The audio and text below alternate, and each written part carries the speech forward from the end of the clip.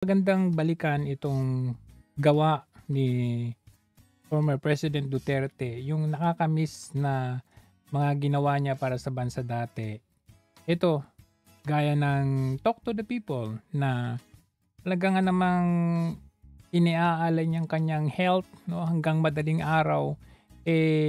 Gising pa siya, tayo patulog na, pero sila nandun pa rin sila sa meeting. Ito yung talagang serbisyo na hindi hindi pilit, no? Nakakamiss talaga yung Talk to the People na ano. And for this segment, I would like to present to you, balikan natin yung isa sa mga pinakamagandang segment ni PRRD kung saan binisita niya dito si Juan Ponce Enrile bago siya namatay. At dito siyempre nag-a-affirm, no, at agree si Juan Ponce Enrile doon sa approach ni Tatay Digong sa South China Sea, which is naging presidential legal advisor ni Marcos Jr. Hindi naman siya pinakinggan. 'Di ba dapat hindi lang natin alam kung inadvisean ba ito ni Enrile si Marcos Jr. o hindi, kasi dito kay Tatay Digong talaga nga namang alam mo yun, nag-a-accord yung kanilang thinking, no?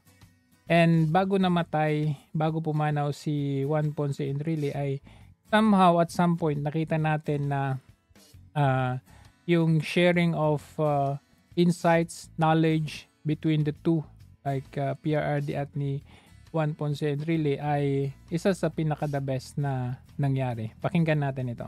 Philippine Sea, kaya madali ang aming trabaho noon. Ngayon, sa inyong panahon, medyo mahirap. Ako'y nagpapasalamat sapagkat binigyan niyo ako ng pagkakataon at mapakinggan ninyo ang aking damdamin tungkol dito sa usapin natin sa West Philippine Sea. Sa totoo lang, Mr. President, hinawakan din namin yung problema na yan nung panahon ni Presidente Marcos.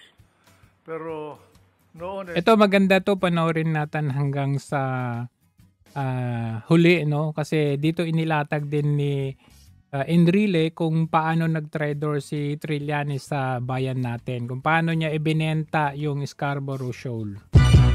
mas madali ang trabaho namin sapagkat hindi kagaya ngayon, ang China ay hindi pa masyadong malakas noon ang kanyang puwersa. Wala silang Navy, wala pa sila dyan sa West Philippine Sea, kaya madali ang aming trabaho noon. Ngayon, sa inyong panahon, medyo mahirap ang katayuan ninyo. At binabati ko kayo sa inyong approach dito sa ating usapin sa West Philippine Sea. Hindi natin kailangan ang mainit na ulo dyan sa bagay na yan sapagkat yan ay malaki ang kaugnayan niyang usapin na yan, hindi lamang sa ekonomiya ng Pilipinas, kundi sa seguridad ng ating bansa, ng ating mga kababayan, at lalong-lalo na itong lupain natin na minana natin sa Espanya at sa Amerika. Kaya po, ako'y nagagalak sapagkat pinakinggan ninyo ako at pinangangako ko sa inyo na kung kailangan ninyo ang serbisyo ko, gratis et amore, para sa bayan, para sa inyo, para sa ganon ay makatulong sa inyo, Mr. President. Salamat po. In-offer kaya ni Enrile kay Marcos Jr. yung ganitong wisdom? Yung ganitong approach dapat sa China? Yun ang malaking tanong kasi presidential legal advisor ka ng isang Marcos administration, pero yung ginagawa nung amo mo ay kabaliktaran doon sa wisdom mo when it comes to dealing with the South China Sea issues. I'd like to thank you for this rare privilege given to me by you, accommodating me and the Filipino people. You can proceed now, sir. with your narrative for tonight. Alam niyo itong South China Sea ay masalimuot na usapin dito sapagkat ang China ay kaya gumagalaw dyan sa lugar na yan sapagkat nauukol yung bagay na yan, yung lugar na yan sa kanyang katayuan bilang isang bansa dito sa ating planeta. Pag may mga ibang bansa na makahawak niyan, lugar na yan, palagay ko mahihirapan ng China sapagkat 80% ng kanilang enerhiya at pati na ang kanilang mga pagkain sa China ay dumadaan dyan. At yan ay importante sa kanilang seguridad. Ganon din ang Hapon. Lahat ng kanilang pangangailangan na enerhiya, 60% ng kanilang enerhiya dumadaan din dyan. Ganon din ang Taiwan at lalong-lalo na ang South Korea. Kaya dapat kailangan na friendly ang approach natin dyan, hindi hard, assertive, and aggressive approach. Sapagkat kung hindi tayo magkakaunawaan sa China, ay madadamay ang interest ng ating mga kababayan, ang ating ekonomiya, pati na rin ang ating seguridad dito sa usapin na ito. Yun ang dapat. Mr. President, ako po bilang isang Pilipino at isang nanungkulan din, ako po ay anumang oras kung kailangan nyo ang aking tulong sa mga anuman na bagay sa ating bansa, gratis et amore, tawagin lang ninyo ako po. Sir, ang totoo niyan, ang bayan ang nangangailangan sa inyo hanggang ngayon. Ako, second lang ako doon sa linya, sir. At Salamat, salamat. Mr. President. Salamat. Yes, sir. Thank you. Thank you very much. You can now proceed with the narrative you gave us. And if you can kindly relate to the nation what you told me in a conference just before. Kailangan, Mr. President, kung maaari ninyong payagan na imungkahi ko ito, dapat ang bansa nating Pilipinas sa inyong liderato ay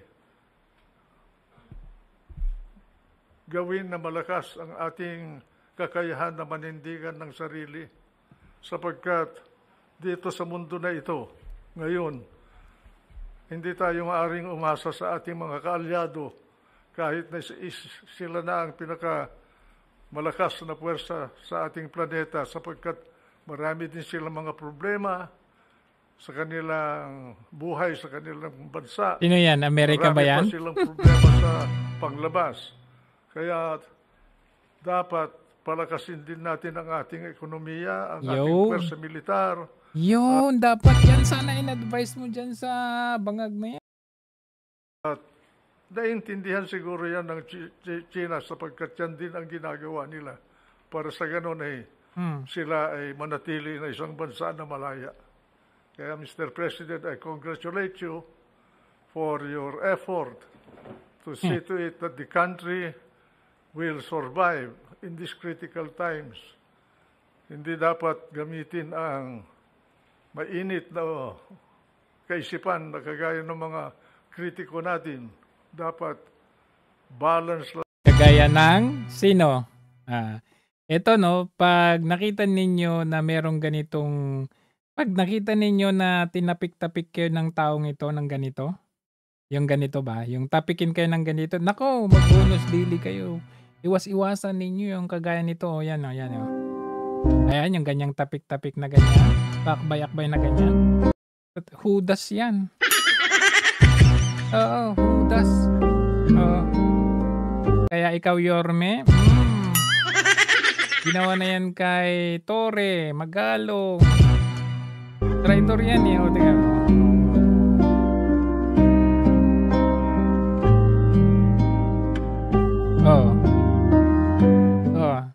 Tapos anong ginawa niya?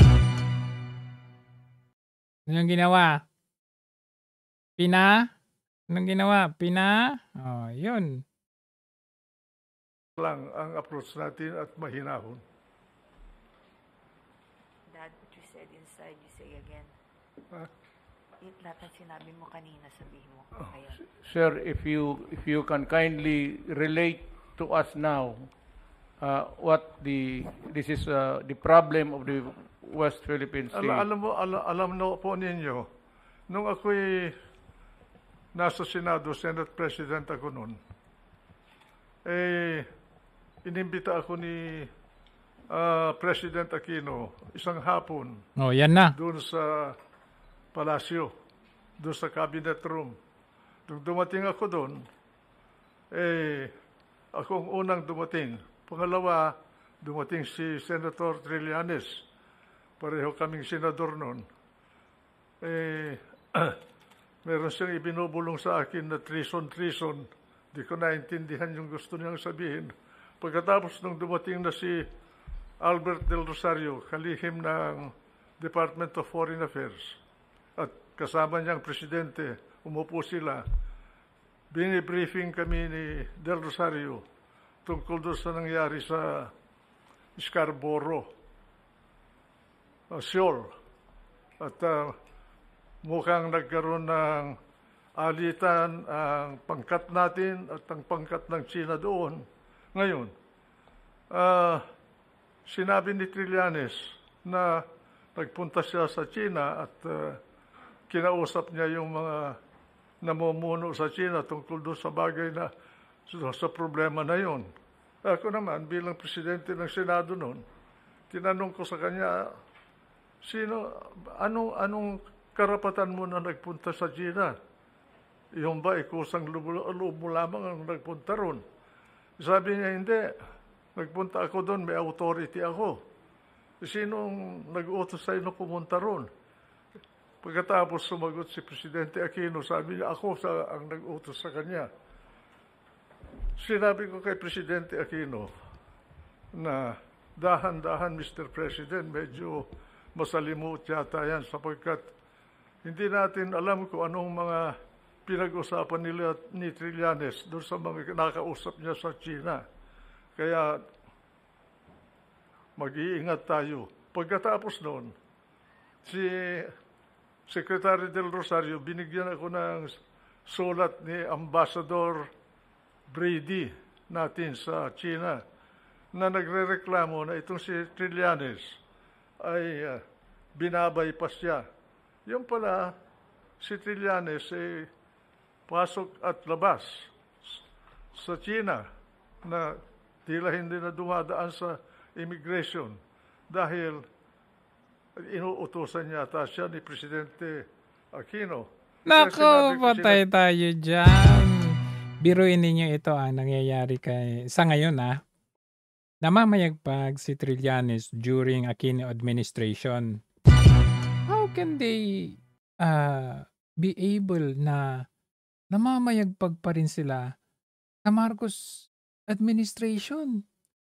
Kaya siguro galit na galit ang mga to kasi patay sila noong Duterte administration. Hindi nila magawa. Yung ganitong may pa-backdoor, mayroon silang mga sariling lakad. During Aquino administration, may mga backdoor missions silang ganyan. Marcos administration, may mga backdoor missions dito sa ICC. Nakita ninyo naman. Talagang nakita natin na mayroong meeting with the ICC, itong si Trillanes. So, kumbaga, mali ata yung kabanding ng Marcos administration na ito. Biruin ninyo, ito lang ang nakikita ko kasi nakita ninyo yung likod, anak ni Enrile yung nasa likod niya. Binubulungan siya kasi ilang beses niyang nire-remind na pwede mo nang ilatag, no, yung mga sinabi mo doon sa conference. Ilang beses niyang paulit-ulit. So, lumalabas para sa akin, ang dating sa akin, meron na siyang short-term, meron na siyang memory gap, parang ganun, na inulit-ulit na So, siguro, ginamit lang talaga ito ni Marcos Jr. Ginawa siyang presidential legal advisor. Pero siguro may mga advices itong si Enrile pero hindi siya pinakinggan or hindi pinakinggan or maybe ginawa lang niyang parang poster boy na front lang. Siyempre 'pag sinabing Enrile, icon 'yan, kung sa Philippine history. Biruin mo, from lahat ata ng presidente nadaanan nito, Hanggang sa mamatay lahat ng presidente, naapakan niya, kumbaga nadaanan niya. So parang for me, it looks like ginamit niya lang itong imahe nitong si Enrile para pang front lang pero yung wisdom ni Enrile hindi naman talaga ginamit. So, yun ang ano dito, yung nasi-sense ko dito kasi tignan nyo, same wisdom or same approach, kumbaga same thought ba with PRRD with the approach to these maritime issues with China, South China Sea. Pero kay Marcos Jr., sobrang layo. Sabihan ko sila na dapat huwag natin gawin yun sapagkat bansa ang nauukol dito. Nagkaroon ng mediation. Ngayon, Diba traidor sa bansa itong si Trillanes. Treason. ay ang Amerika. In fact, espionage, pwede yun. Question ngayon na hindi ko masagot at hanggang ngayon hindi ko alam kung sino ang humingi ng tulong ng Amerika. Ang Amerika ang nag-mediate. Nagkaroon ng kasunduan dahil sa mediation ng Amerika. Hanggang ngayon, Amerika din pa rin ang nagme-mediate. Nangingialam sa estado ng ating government sa Pilipinas. Na umatras bawat China at Pilipinas doon sa area ng Scarborough. Sinunod ng Pilipinas yung kasunduan sa ilalim ng mediation ng Amerika pero ang China ay hindi sumunod. Ngayon, ang question ko, kung ang Amerika ang naging mediator, unang question, sino ang humingi ng tulong ng Amerika? Pangalawa, bakit nung hindi tinupad ng China Yun ang tanong. Sino? ang kasunduan, matras din siya? Bakit hindi man lang pinagsabihan ng Amerika ang China Ang China. na tuparin niya yung kasunduan? Okay. Nilatag na rin kasi yan ni Enrile doon sa hearing nila dati nung senador si Trillanes during that time. Kasi kinwestiyon nga yung backdoor meeting na yan. Ganito kasi ang nangyari dyan. Sa Scarborough Shoal na yan, parehong parang namugad or parehong na occupied ng Pilipinas at ng China doon sa Scarborough Shoal na yan. Ngayon, nag-usap yung dalawa, ang Pilipinas at ng China, na pareho silang aatras dyan sa isla na yan, sa shoal na yan.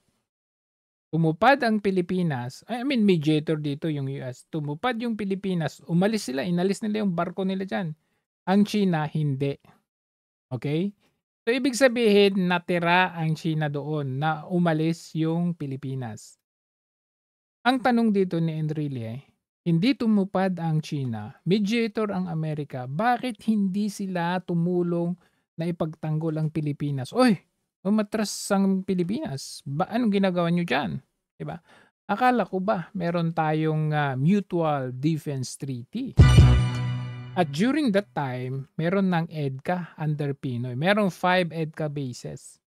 So, sinungaling ang Amerika dito?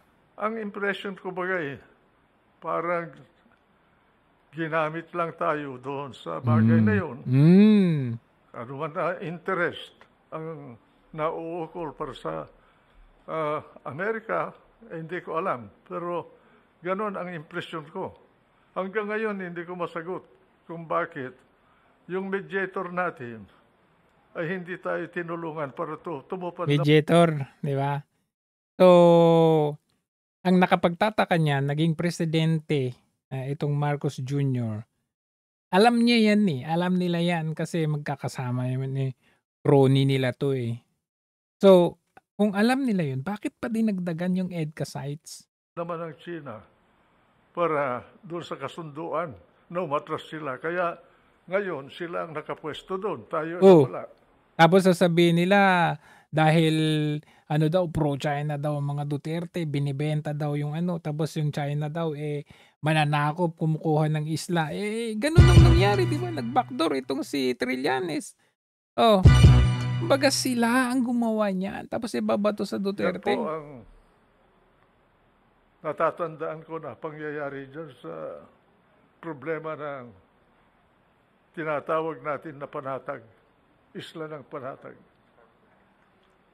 Senator, I would like the people to know, you have given us really almost the foundation of your talk tonight and probably your answers. No, Na- Mr. Bakit pumayag ang Pilipinas na umatras tayo? I would like to know if you know.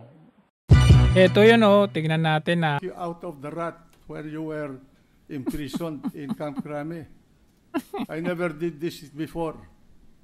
I went out of my way to talk to people. Traitor yan Hindi mo nga, in the interest of yung sa kanya, lahat gagawin yan. Sabi niya nga, itong Binay korupto, buti pa Duterte. Pero ngayon, anong ginawa?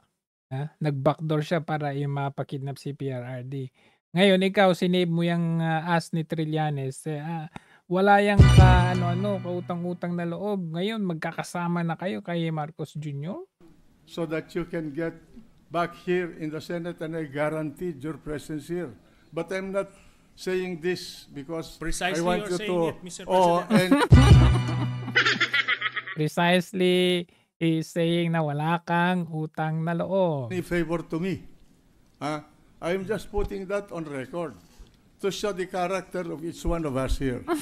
Okay, second, I'm sure that you resented my statement when we were in the cabinet, when you were presenting your supposed position as against the position of the Department of Foreign Affairs, when President Aquino invited me to attend a cabinet meeting on the Scarborough problem, and I told you, who authorized you to make a backroom negotiation with the Chinese for the Scarborough?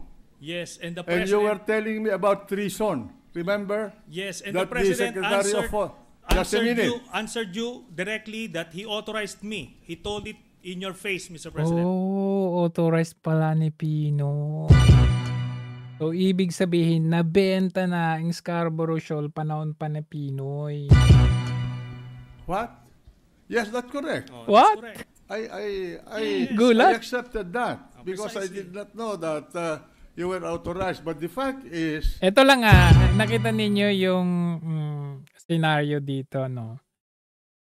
Nung panahon nung time na yan, yung backdoor meetings nitong si Trillanes, authorized by the President. Otherwise, hindi ito gagawin ng isang senador, ng isang Trillanes kung hindi authorized by a higher position, which is the President.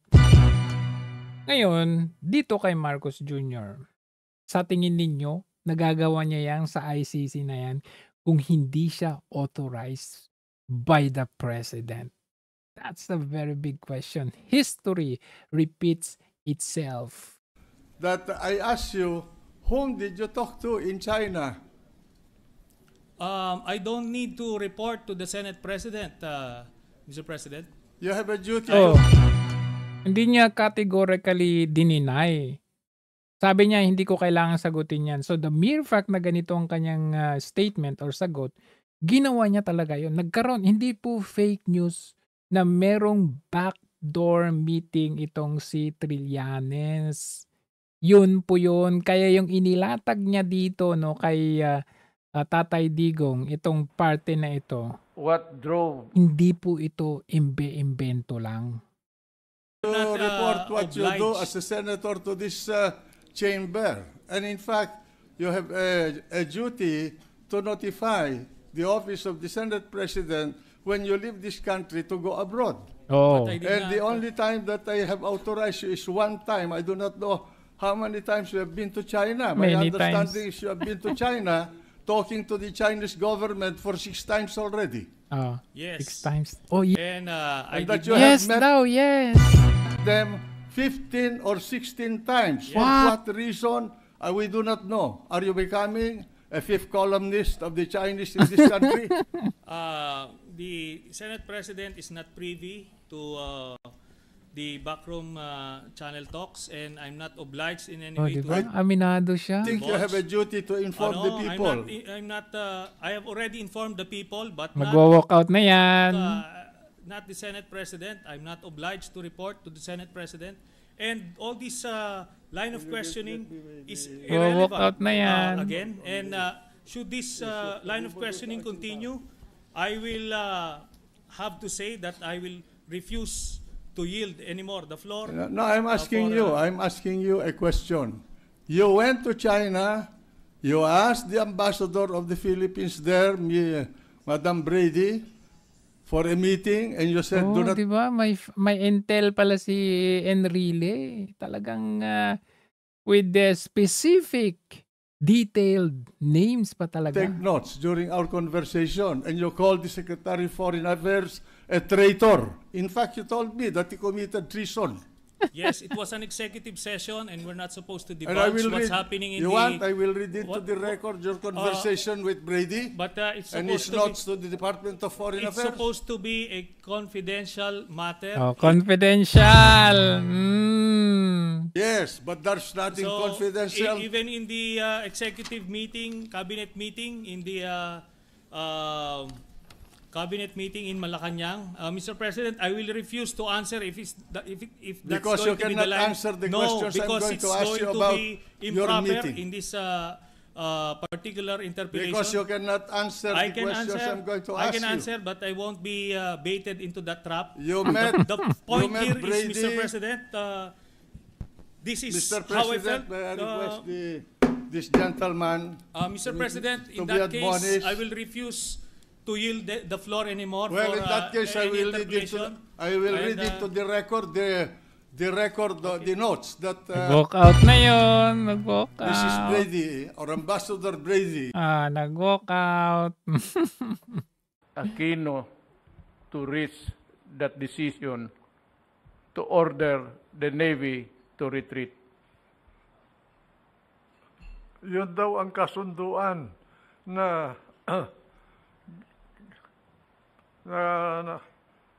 natamo ng dalawang panig sa ilalim ng mediation ng Amerika, Mr. President. Kaya dapat siguro si Albert Del Rosario malaman sa kanya kung sino ba ang bilang Secretary of Foreign Affairs noon, sino bang humingi ng tulong ng Amerika? Si Ambassador Quisha ba, na siya ang ambassador ng Pilipinas sa Washington noon, o ang mismong palasyo, si Presidente Aquino? Hindi natin alam eh. Ngayon, dahil doon sa pangyayaring yun nagkakuan tayo, na nalugi tayo. Lugi pa pala tayo dahil dyan. Grabe. Naman sarap balikan yung mga pangyayari.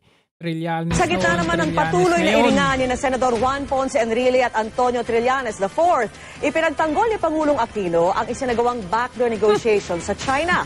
Saksi si Claire Delfin. Grabe, namamayag pagka talaga, Aquino. Tapos ngayon, Marcos. Mismong si Pangulong Noynoy Aquino na ang dumipensa kay Senador Antonio Trillanes IV kaugnay ng isinagawa niyang back-channel negotiation sa China. Ang tanda ko dyan, kinontak tayo ni Senator Trillanes at nasa China siya at that time at nilapitan siya, tinanong yung posibilidad kung pwede siyang maging back-channel nga. So, in the absence of any other channels that were existing beforehand, at sa gusto nating ma-resolve na mapayapa ito sa Scarborough Shoal, so anong mawawala sa ating pakinggan ni pararating? Anong mawala? May nawala. Scarborough Shoal, nawala sa atin. Dahil umatras tayo, ay China, hindi nila mapaalis doon sa lugar na yun. This is really the dilemma of the nation.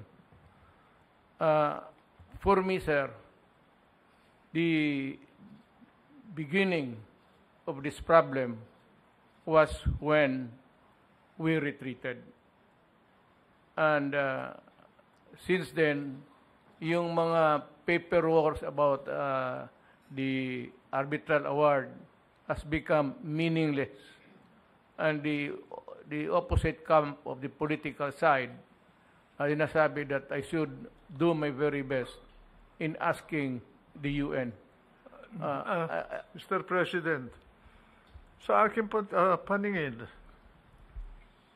hindi naman nasasayang yung decision ng arbitration dyan sa bagay na yan. Sapagkat nandyan na yun na palagay ko nakarehistro yung decision na yun sa record ng UN. Alam nila yun. Oo, alam nila yun. Ano pala yan? Kumbaga, hindi ko alam baka naman isa naman sa pinag-usapan nila, ibigay na lang yung Scarborough Shoal. In fact, ito yung nakapagtataka. Bakit yung mga sands, yung mga buhangin ay galing sa Pilipinas, dinala sa Scarborough Shoal? Iniimbestigahan na ng Department of Environment and Natural Resources o DENR ang umanay paghahakot ng lupa ng China sa Zambales na itinatambak sa Scarborough Shoal. Ito ang balita ni Ray Pelayo. 2 bundok at kalahati Zambales pinagbili sa China. At sa lupang ito, dinala sa lapit na Scarborough, nakabuo sila ng 3,500 hectares doon sa tabi ng Scarborough. Agad na ipinahinto ng bagong luklok na Zambales Governor na si Amor Diloso ang umano'y paghahakot ng China ng lupa sa bundok ng Santa Cruz, Zambales na ginagawang panambak sa inaangking lugar sa West Philippine Sea. Ayon sa gobernador, nakakaalarma na rin ang itinatayong military base ng China sa Scarborough. Airport na nga sila doon sa tabi ng Scarborough.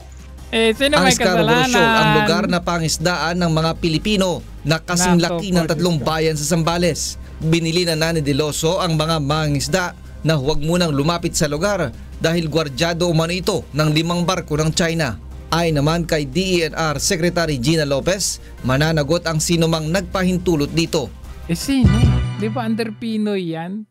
Kaya nga hindi na tayo magtataka na ang lugar ng Scarborough Shoal ngayon talagang matindi. Meron ngang underwater at saka man-made structure spotted na dyan. Probe suspected man-made underwater structures. Grabe, no? Suspected man-made structures at Bajo de Masinloc or Scarborough Shoal in the West Philippine Sea have triggered alarm among Philippine authorities. The Philippine Coast Guard says it is a cause for concern since this could signal that China is trying to put up facilities in disputed waters. We cannot really tell whether these are tanungin mo si Trillanes. Siguro naman meron siyang wisdom na ibabahagi dyan kasi siya yung nakipag-meeting dyan. Sinong nagbenta or nagdala ng sand sa mga buhangin dyan sa Scarborough Shoals doong panahon ni Pinoy administration. Diba? Ang karapatan natin nanggaling din sa UN Convention of the Law of the Sea. At yun gawa ng United Nations. Kaya ano pang kailangan resolution ng UN para malunasan yung sigalot na yan para sa atin. Palagay ko kahit na may resolution ang UN, hindi naman maipapatupad ng UN yung resolution nila. Yun ang problema. May resolution, di naman nila ini-implement. Merong ruling na sinasabi. Yung arbitral ruling, pero hanggang ngayon di naman ipapatupad. Silang police force Wala namang world government na kagaya ng istruktura natin sa ating bansa. Meron tayong hukuman, meron tayong police. Wala. So, saan kaya nila ginawa? Saan nila kaya hiniring yung ruling na yan, ng arbitral ruling? At kung meron silang decision kasi may ruling nga, sino mag-i-implement? Walang police force. So, ibig sabihin, wala pa rin pangil yan. Alam din nyo, kung ikukumpara natin yun sa nangyari kay PRRD ngayon, yung ICC na yan, may ruling sila na ganito, crimes against humanity, may ruling silang ganun, kaya nilang maglabas ng warrant of arrest, kaya lang, sinong magpapatupad? Sinong mag-aaresto? Walang police force na sarili yan. Hindi nila pwedeng pumasok sa mga bansa para arestuhin. So, sino ang mag-i-implement? Sinong nag-implement sa kay PRRD? Hindi ba't Pilipinas? Kasi kung hindi ang presidente ang nagbigay ng order dyan, hindi mangyayari na kahit may warrant of arrest ang presidente ay si PRRD, hindi nila makukuha yan. So that only shows may ruling sila, UN, ICC, kung walang mag-implement from the receiving country, wala din mangyayari.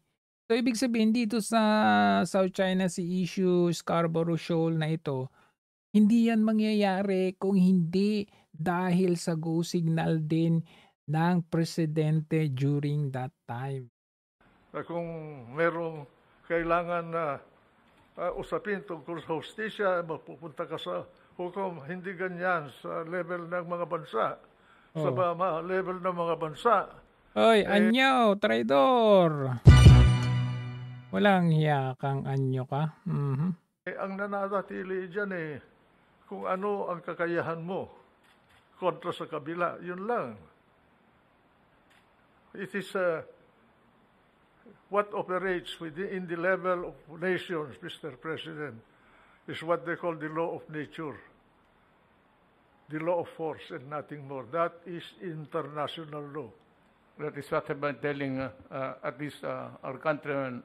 I was frank enough in the early days, and I said that might makes it right. And we are not, unfortunately, on the side of might. So we cannot do anything because we cannot be in parity in force and in all. So we have to talk, just talk and talk until such time, by the grace of God, if there is an opportune time for all of these things to correct itself, maybe. Ang ano ko, sir, kasi ako yung sinisisi nila na bakit ko raw I will not forcefully do everything to go to the United Nations to ask the body for help.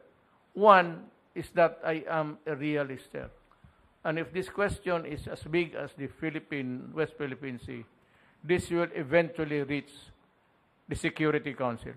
Mr. President, in the first place, you were elected by the Filipino people to be the leader of this country.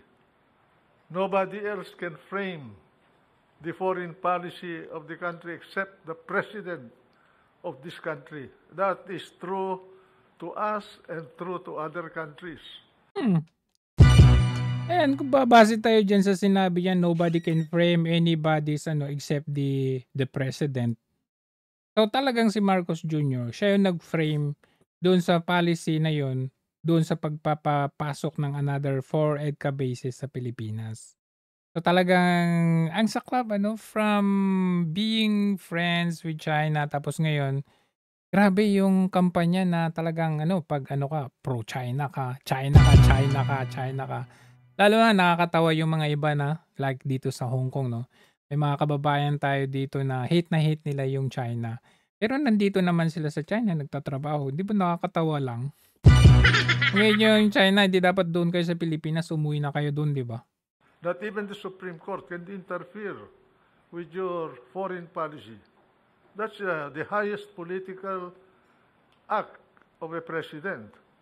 And I wonder why people keep talking without understanding this system. Sabihin mo kaya yan kay Marcos. No one else can ay, hindi mo pala masabi, wala ka na pala. Sorry. Except President Rodrigo Roa Duterte. That's what not Carpio, Albert Del Rosario, or Juan Ponce Enrile. There is only one person. That's the President of the Philippines. That's what I've been telling them, sir. What could be more genuine to a title, to a right, to a claim, than the paper itself of the arbitration? Our claim springs from the UNCLOS, Mr. President. It was simply interpreted by the arbitral body in accordance with the dictum of UNCLOS. Of course, apart from UNCLOS, earlier we got involved in the West Philippine Sea because of the discovery of Tomas Cloma during the regime of President Carlos P. Garcia. And that discovery during the presidency of Carlos Garcia, nothing was done about it. And also during the time of Dadong Macapagal as President of the Philippines, because they were busy about something else in the country. And during the time of President Marcos, Cloma ceded his rights over Freedom Land, that was the name given to that area by Cloma, to the Republic of the Philippines. That was the first source of our claim to the area. Then UNCLOS came, and it was expanded into a greater area because the UNCLOS gave us exclusive economic rights, what we call in civil law, usufructuary right over an area of a body of water, including its bottom and all the fish and wealth that you can discover there. Exclusive economic right for our country, but that is on the assumption that we can protect it. And a president of the Philippines, as a person without a strong navy and air force, cannot enforce that right, no matter what how much you want to enforce it. In the same way, UN can issue a resolution, but they cannot enforce it. Yes, sir. That's right. And I said I was quite a bit askance about their insistence to go back to the United Council, even if it will result into a maybe not a shooting war, but a critical issue of security for the world and for everybody. Eventually, it would reach the Security Council. The Security Council has 5 permanent members. 2 of them are allies, China and Russia. Each one has a veto power. I said, if I started the violence now, I said, UN will intervene, and the Security Council, America, China, Britain, France, and the United States. Mr. President, you are answerable only to history for your foreign policy. Yes, sir. Only history will judge you. And I think that history will judge you very well. If I were in your place, I would have done the same thing. What else can a president of this country do? Bakit kaya hindi ganyan yung ginawa ni Marcos, ano? Grabe. Under our present national circumstance. I mean, it was a perfect foreign policy dapat. Tipin mo yung kapakanan ng bayan mo muna. Kasi ito coming from Enrile, yung presidential legal advisor, na hindi ba niya ito sinabi nung siya ay kinuhang legal advisor? Layo doon sa nangyayari sa atin ngayon. You can shout, you can beat your breast, you can raise your fist without any backup. That is just noise. Sir, in the early days of my administration, I announced a change of the direction of our foreign policy from being pro-Western to just neutral. Just playing it safe in the meantime. Because parang Vietnam, Malaysia, Singapore, ganun, neutral sila, ASEAN, except Philippines. There might be really a trouble brewing. So, nandito lang ako sa gitna. That's the reason why I went to China and I was prudent enough to bring along my cabinet members at the time, early days. Some of them are now here. Yung mga military, sir, General Anyo was then General Chief of Staff. Delfin Lorenzana, Secretary Lorenzana was pati maraming Esperon was there, sir. So just to make sure, and pointedly, I said to President Xi Jinping, in front of everybody, two panels opposite each other. Sabi ko, Mr. President, there was a long discussion, but I said, Mr. President, I know that we have conflicting claims, but I have plans of going to the West Philippine Sea to dig my oil. At tapos, sir, ang sagot ni President Xi Jinping, almost in whisper, parang ganito, sir, magkaharap. Sabi niya, in front of the witnesses that I brought along, just to make sure that I will be correct all the time. Be prudent about it. Sabi ko, magdig ako ng oil. Sabi niya, in whisper, Mr. President, please do not do that. Please do not do that. You will just sour up we have a new beginning here, new friendship found. But if you do that, he said in the almost whisper, there will be trouble. Sa totoo lang, Mr. President, ito sinasabi ko hindi dahil ako anti-American. Hindi ako po Hindi pa nga tapos. Hindi anti-American. Sa mga Amerikano, marami akong kaibigan. Sasabihin pa sana si doon, PRD. Amerikana. Ngayon, iba yung mga American citizens sa kanilang gobyerno Sa kanila, yung gobyerno nila, national interest, palagi ang pinagbabatayan nila ng galaw nila sa larangan ng relasyon ng mga bansa.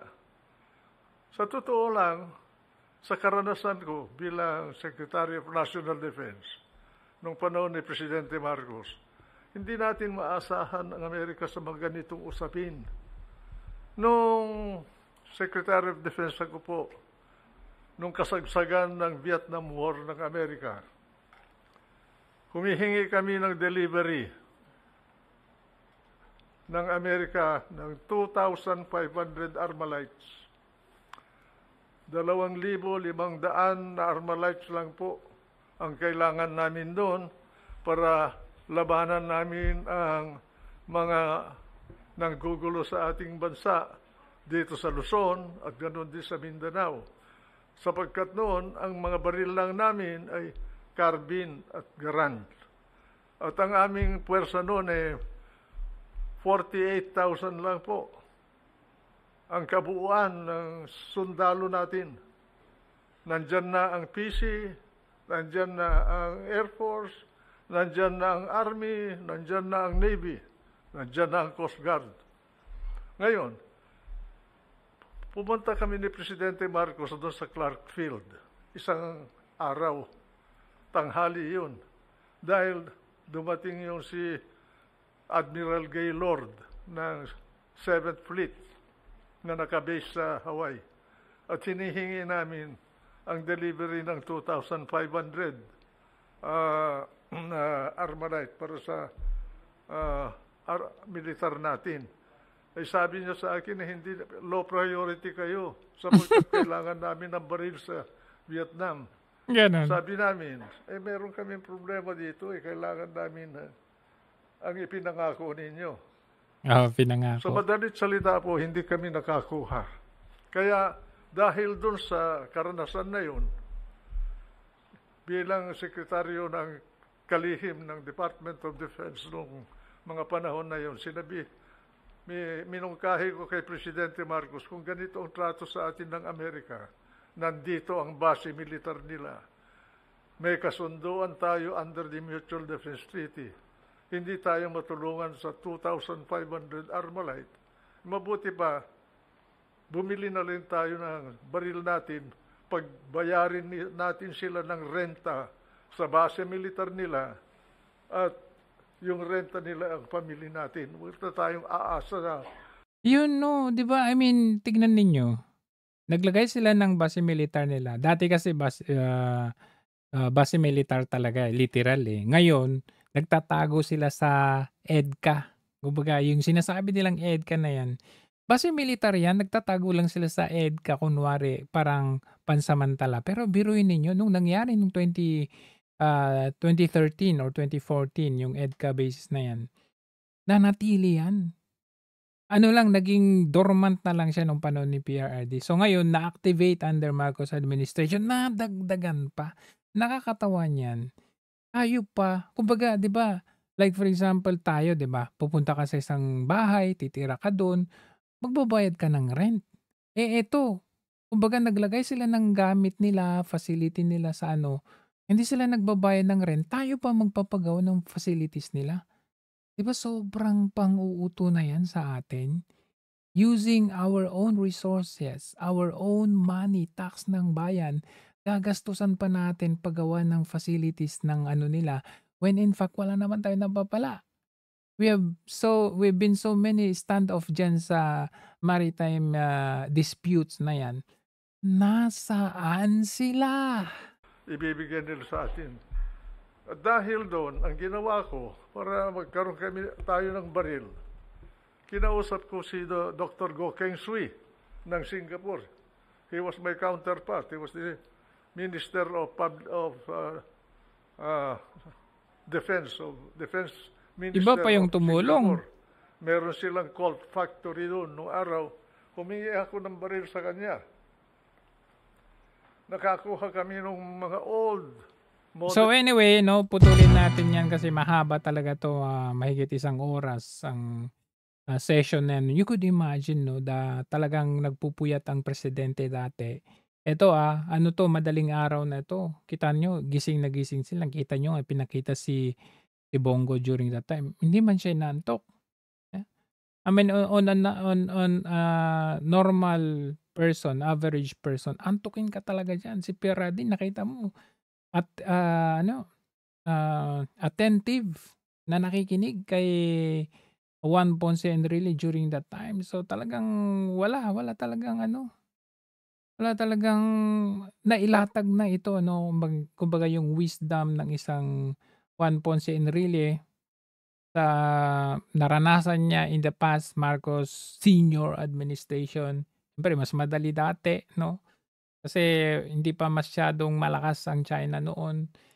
And going back hanggang ngayon, nasaan na tayo? I mean, kung nag-shift back tayo sa Amerika, pero wala naman tayong napapala.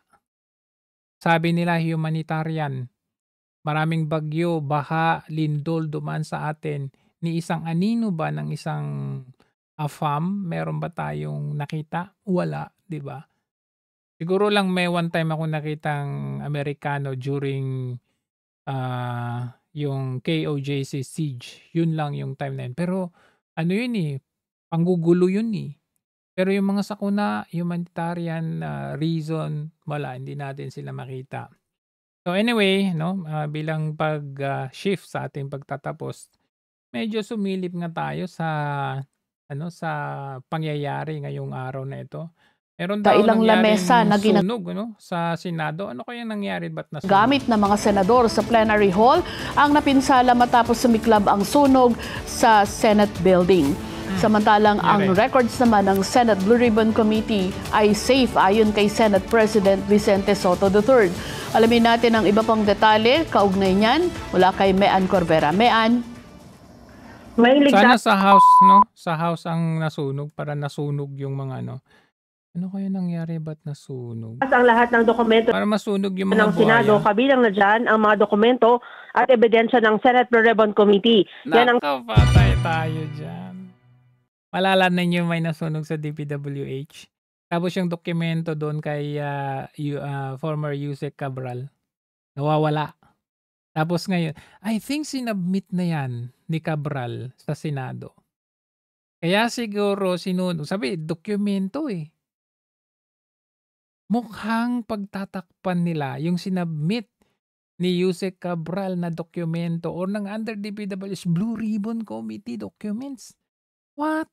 Ang tiniyak ni Senate President Vicente Soto matapos ang nangyaring sunog sa gusali ng Senado kaninang umaga. Ayon kay Soto, batay sa ibinigay na impormasyon sa kanya ng mga opisyal ng Bureau of Fire Protection, nagsimula ang sunog kaninang alas 6:30 ng umaga sa Office of Legislative Technical Affairs Bureau na nasa ikatlong palapag ng gusali. Idineklara ng mga fire under control kaninang 7:43 ng umaga.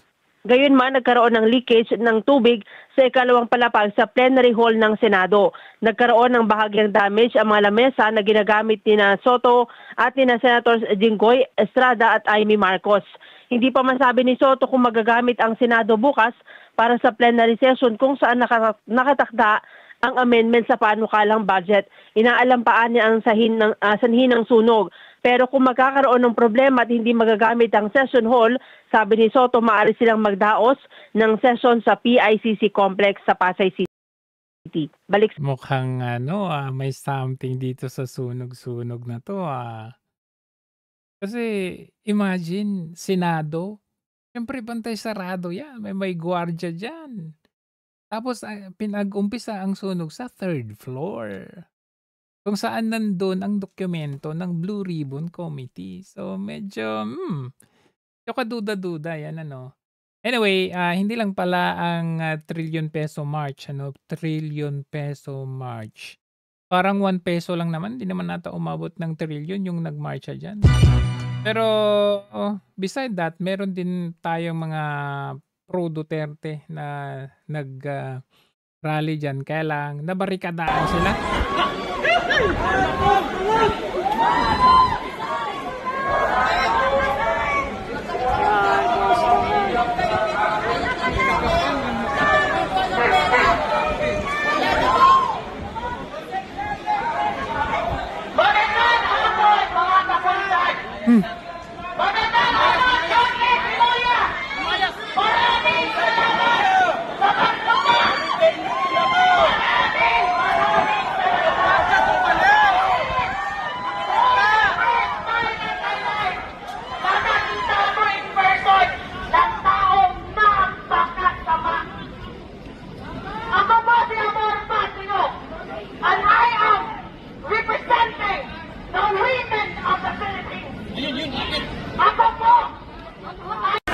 Ano yun?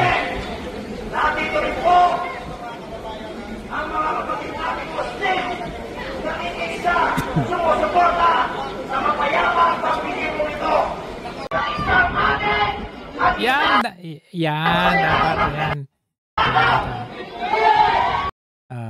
Yan dapat ang karatulan ninyo. Isisigaw-sigaw kayo kagaya nung pagsigaw-sigaw ni Catriona Gray. Hanggang satsat lang. Pilipinas! Pero kung wala kayong specific na sigaw, like, sino ba ang gusto nyong pababain? Si Marcos ba? Si VP ba? Ano ba? Ang sabi, ang sigaw lang niya dito Ombudsman! Sabi niya, kasuhan na. Senado!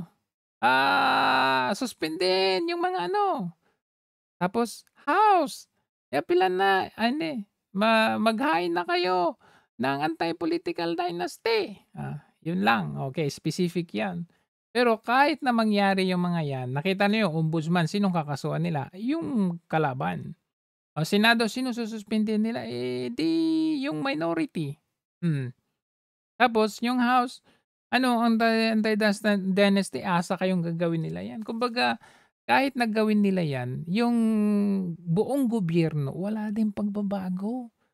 Kasi sila-sila din lang yan. To the senators! Senator! Suspend the senators implicated! And to the Congress, pass the anti-political dynasty bill! Because power should not be Magkano kayang binayad dito? I mean, okay. Just to be fair, ito lang kasi yan, Pro Duterte, anti-Duterte, yung mga iba, mga manggagawa, mga ano. Kumbaga ito, ang implication ng ibig sabihin lang nito, galit na ang buong Pilipinas.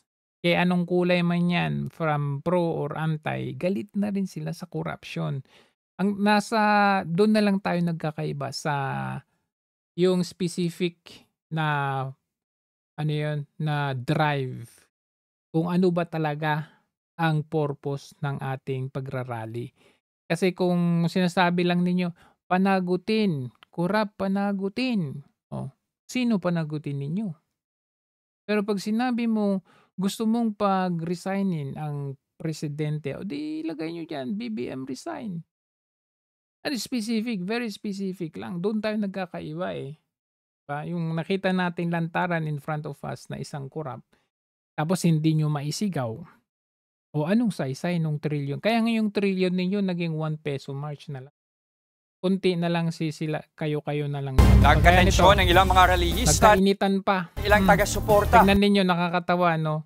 Yung dilaw at saka pula, nagka-tension. Ni Pangulong Bongbong Marcos sa Recto, Maynila. Live mula sa Menjola, nasa frontline ng balitang yan, si Gio Robles. Gio, pakidetalye sa amin ano ang nangyari. Just nagkainitan ang ilang rallyista at supporter ni Pangulong Bongbong Marcos sa kasagsagan ng kilos protesta ng Grupong Bayan dito sa Recto Avenue. Narito at sabay-sabay po nating panoorin ang mainit na tagpo na yan kanina. Lumabas ka na! Huwag mong magkagulo, lumabas ka na! Bakit ka dito? Doon ka! Sa malakay lang! Basta ka sa malakay silang kurakot! Oo! Lumabas ka! Lumabas ka na! Huwag mong magkagulo, lumabas ka na! Nakasuot ng pulang t-shirt na may larawan ni PBBM ang lalaki na kinilalang si Roger Alcantara mula Bacolod City.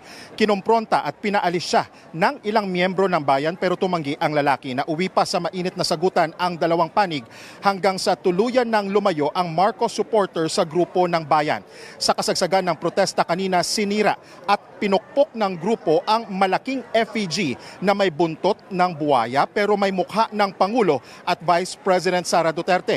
Nais ng grupong bayan na bumaba sa pwesto si PBBM at Inday Sara. Bukod dyan, gusto rin umano nilang managot ang lahat ng kurakot sa gobyerno. Hindi na nagtagal ang protesta ng bayan sa Recto matapos harangin ng mga pulis. Mahigpit ang ipinapatupad na seguridad sa Menjola at mga daan sa paligid o malapit sa Malacanang habang isinasagawa ang kaliwat kanang kilos protesta ngayong linggo. Ang lalaking ito, narito panoorin naman natin, maagang nasampulan kanina ng sitahin ng mga tauhan ng Manila Police District sa kasagsagan ng kilos protesta. Dito pa rin po yan sa Recto Avenue ayon kay Police Lieutenant Marvin Flores ng MPD Station 11. May takip ang mukha at may dalang tsako ang lalaki na sinusubukan sasabihin na naman nila, DDS daw yan ha. CCC na naman nila sa DDS yan. Grabe kayo. Alam na natin yan. Meron nga nag-vlog yung trillion peso march daw ngayon thousands of people are Sara Duterte daw nasa likod. Ano ba naman yan? Ito, nakaabot na rin sa international media. Protesting in the capital of the Philippines following accusations of government corruption related to spending on infrastructure. Construction firms are accused of bribing politicians for contracts on flood control projects, which have ended up either being substandard or never built at all. These are live pictures from the rally in Manila. Organizers are calling it the Trillion Peso March. Barnaby Lowe is joining us live now from today's anti-corruption protest in Manila. So the government says it's been investigating, but clearly the people on the streets don't seem convinced. Let me first point out that indeed there have been court cases filed. A number of people have been arrested, most of them state engineers, and they're now in jail. Now, the Independent Commission for Infrastructure, which is essentially a fact-finding body that was formed by President Ferdinand Marcos Jr., has recommended the filing of graft and corruption charges against certain members of the Senate and of the lower house, including the former House Speaker Martin Romualdez, who is also the cousin of President Ferdinand Marcos Jr. But these protesters behind me, they say they're not satisfied with the conduct of the investigation. They're not satisfied with the pace of the investigation. They say that it's been months and yet only so-called small fry are in jail and the big fish, the politicians, are still free. But more importantly, they say investigations have not followed through on leads as promised. And now the trail has led to the presidential palace. A former ally in Congress of President Marcos, former Congressman Zaldico, who himself is at the center of this controversy, himself accused of accumulating billions of dollars in kickbacks from infrastructure projects. He's alleged that palace officials are in on this corruption scheme and that they've been facilitating kickbacks. And so in the last couple of weeks, we've seen top cabinet officials step down from their posts, particularly the budget secretary and the executive secretary. Step down na. Mali ata yung info mo, hindi ni step down. Tinanggal, sinisante nila. Anyway, that just implies no, na nakarating na sa international scene ang kahihiyang corruption sa Pilipinas. At syempre, ang epekto niyan, talagang mahirapan tayo sa akay ng mga foreign direct investors natin. Bilang pagtatapos, ito kasi ito natigil kasi yung ano nila, no. Isa sa mga Duterte legacy talaga itong Manila Bay, no. Talagang yung ini-issue nila na gusto nilang imbestigahan yung Dolomite. Pero nung madumi, ayan yung nung madumi ang Manila Bay, hindi nila pinaimbestigahan yan. Okay lang pala na madumi. Nung naging malinis na, nilagyan ng Dolomite, kumbaga yung mga yung tubig diyan, may mga isda na, mga ibon nagsibalikan. Syempre malinis eh. Ang sarap tampisaw diyan kasi malinis. Sa kanila i-issuehan at iimbestigahan. Di ba nakakatawa lang? Nung nung hindi nililinis to, walang may gustong mag-imbestiga, tapos walang nagsasalita. Tama. Oh, ngayong malinis na, may gusto tuloy mag-imbestiga. Eto kabayan, papakita ko sa inyo yung Manila Bay noon at saka yung Manila Bay ngayon. Eto meron to sa likod eh. Share po natin kabayan, meron to sa likod eh. Ayan. Ayan. Sir, pakita ko lang to sir Ito yung dating Manila Bay kabayan. Ito yung after. Ayan. Ngayong malinis ng Manila Bay. Ayan. Gustong imbestigahan ng isang congressman dyan. Ayan mo to kabayan ito po ay sumunod lamang po si dating Pangulong Duterte sa Mandamus Order of the Supreme Court dated at December 18, 2008. Ibig sabihin, bago pa man si Digong, inutos na po ito mga kababayan ng Mandamus Order ng Supreme Court. Ito po nung panahon lang po ito ni dating Pangulong Duterte, 2019 sinimulan, 2022 po natapos. Yan, sumunod lamang po si Tatay Digong na linisin, pagandahin muli ang Manila Bay. Ganda Hindi, pupunta pala tayo sa tubig. Punta tayo sa tubig Bago natin tapusin to, pupunta muna tayo sa tubig. Papakita ko sa inyo yung tubig. Kung gaano kalinis. Yan, i-share po natin para makita po dyan ng mga anti-Manila Bay. Anti-Dolomite. No? Share natin kabayan. Ito na yung tubig linis pala dito kabayan. Linis Ito, pakita ko sa inyo. Yan. Ganyan, kalinis ang Manila Bay. Ay! Kaya po.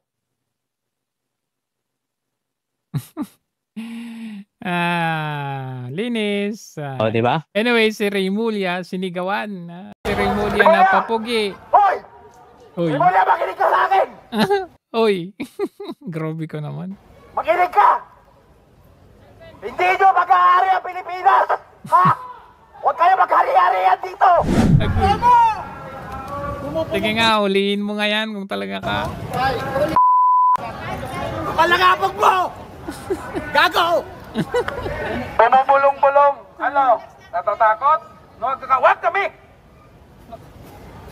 Matapang ka lang may baril kami, pulis kayo!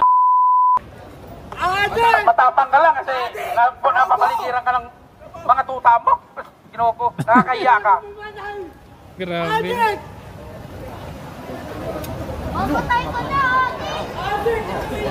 Wala siyang magawa.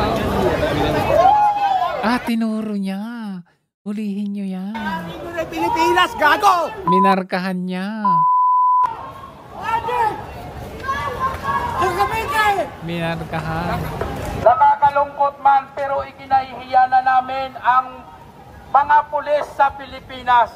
Dahil wala po kayong panindigan, wala kayong bayag para manitsilbi sa aming mamamayang Pilipino. Yun po ang katotohanan. Masakit pero totoo. Wala kayong bayag. Rimulya! Sabi ni Rimulya. Ayan, yung dalawang yan, markahan nyo yan. Hoy! Rimulya, makinig ka sa akin! Makinig ka! Hindi nyo mag-aari ang Pilipinas! Ayan, sa kabilang dako naman, ito, may hinuling May hinuli.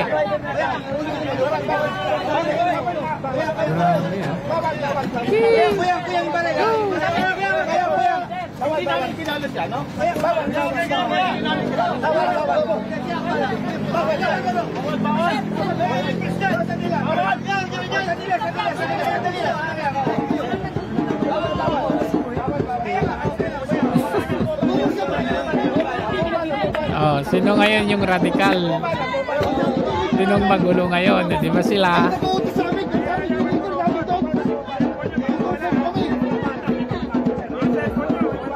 Sige nga. Sige nga. Dalawang tanggol lang. Kuya, kahit dalawang tanggol lang. Tambol, tambol. Ayaw nila.